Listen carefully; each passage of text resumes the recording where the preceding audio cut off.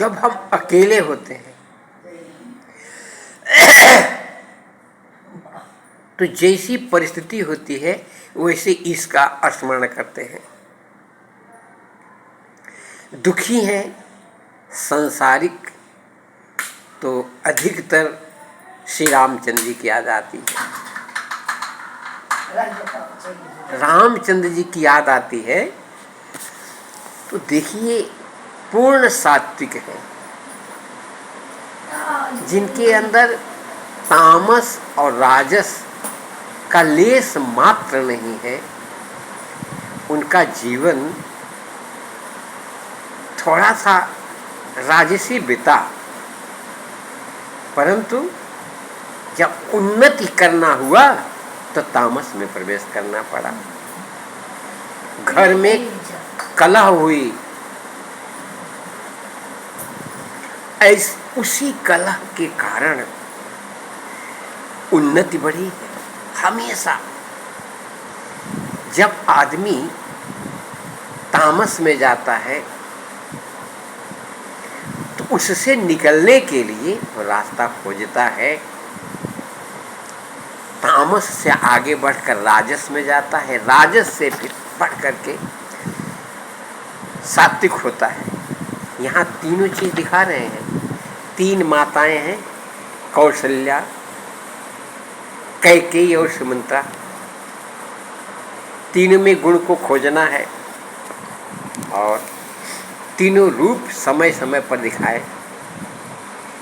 कौशल्या तीनों गुणों के परे है, परंतु वह राजस्वी है और सात्विक भी है।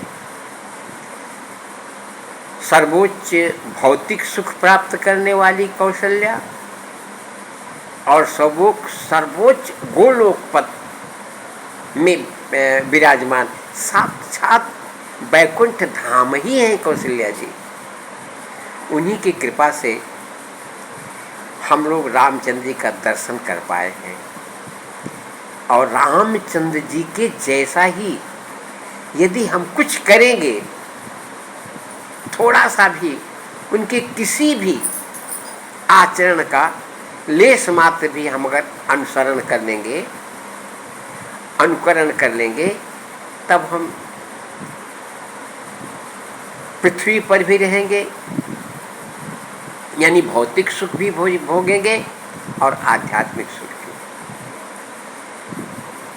माँ कैकेयी की कृपा से तामस, पूर्ण तामस के रूप में रामचंद्र जी को बन जाना हुआ। यहाँ तामस प्रारंभ हुआ और राजस पहले तमसा नदी के किनारे विश्राम किए, फिर देवशिला गंगा जी के पास। गंगा जी राजस, सात्विक और तामस तीनों मिलाकर के लहर उठाती हैं। गंगा जी में सब नदियां आके मिलती हैं, सब नाले मिलते हैं। गंगा जी का पहला दर्शन, सारी नदियां जो पवित्र हिमालय पर्वत से आती, वो गंगा जी शुद्ध एकदम सात्विक, और रास्ते में मिलने वाली सारी नदी नाले गंदे सब इसमें मिलते हैं। और उसी में महात्माओं का भी बार बार स्नान होता रहता है। कोई घृणा नहीं करता। उनकी तमाम उच्च से उच्च, नीचे से नीचे सारी कथा रामचंद्र जी, मंत्री और जगत जननी सीता और लक्ष्मण जी को समझाते हैं। सबके अंदर थोड़ा सात्विक भाव आता है, सरल होते हैं। आगे थोड़ा सा राजस और सात्विक तामस, गंगा जी का दर्शन हुआ। यही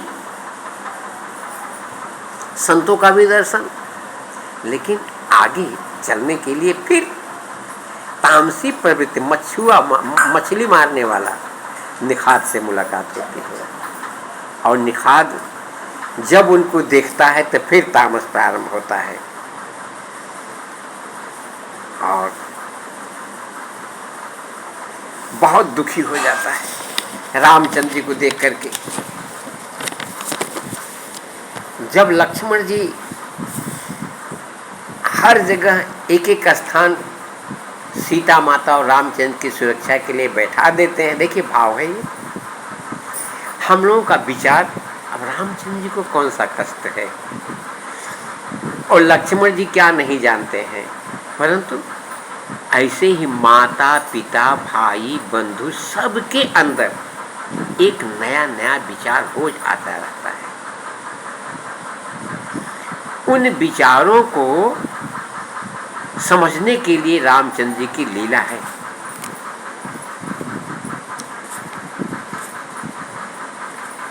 रामायण की चौपाई से थोड़ा सुनिए निषाद कैसा दुखी हो रहा है और क्या कह करके। भाई दिन कर कुल बिटप कुठारी, अकुमति कीन सब विश्व दुखारी। भयऊ विषाद निखाद ही भारी, राम सिय महिषयन निहारी। रामचंद्र जी को सीता जी को जमीन में देख करके बोले लखन मधुर में दो बानी, बोले लखन मधुर में दो बयानी। ज्ञान विराग भगति रस सानी। मधुर वाणी बोल रहे हैं लक्ष्मण जी, ज्ञान और वैराग्य को मिला करके निषाद को समझा रहे हैं। काहुन को सुख दुख कर दाता, निज कृत कर्म भोग सब भाता।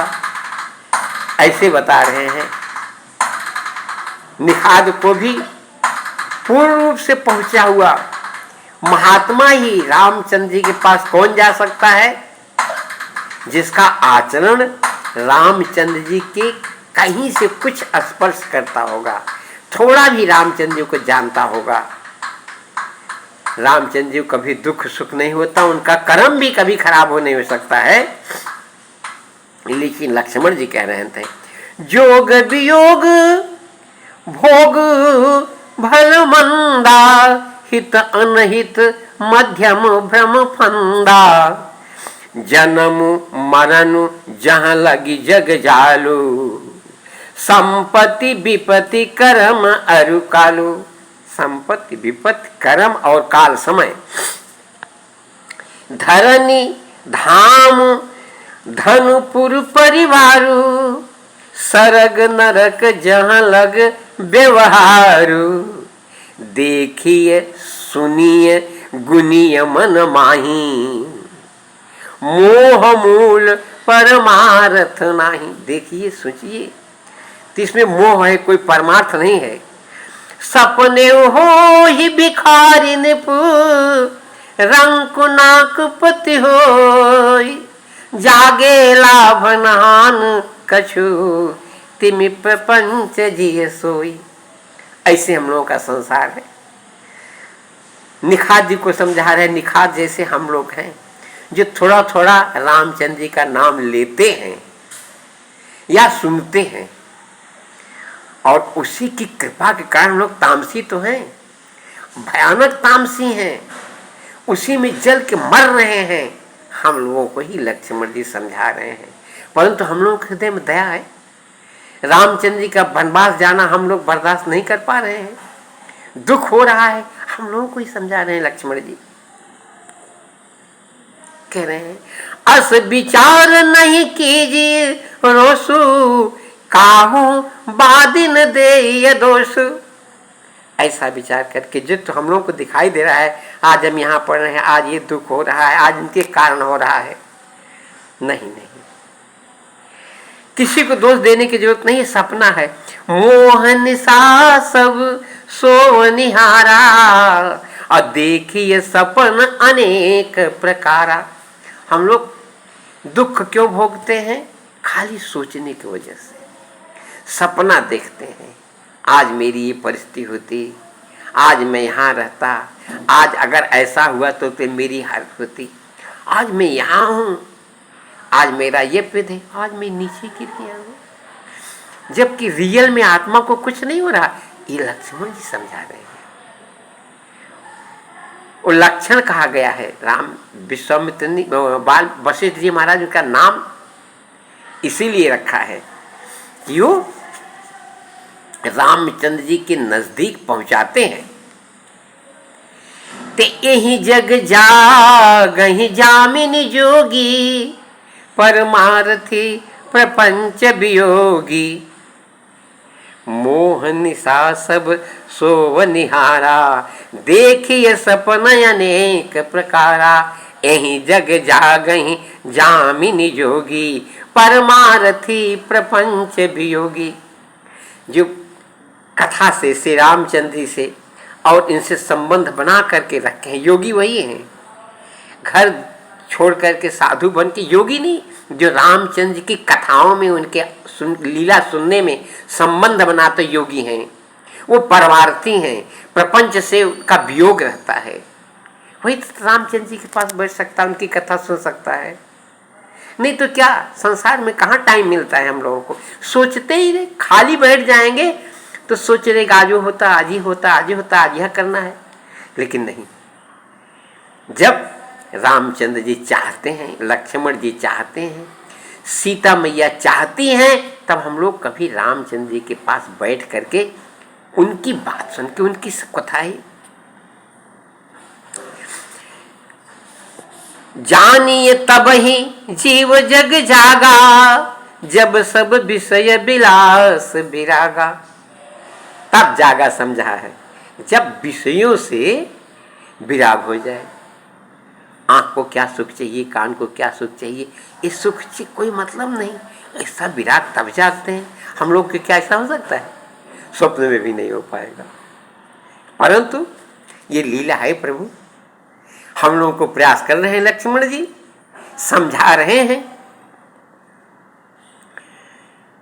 होई विवेक मोह भ्रम बागा, तब रघुनाथ चरण अनुरागा। जब मोह, जहां हम फंसे हुए, आज हमको ये तकलीफ क्यों हो रहा है, इसका दुख सोचते हैं, तब रामचरण के चरण से अनुराग होने जब होगा तब दुख भगेगा। रामचरण का, राम के चरण का अनुराग मतलब राम किस कष्ट में चल रहे हैं, उसी कष्ट से हमको प्यार करना पड़ेगा।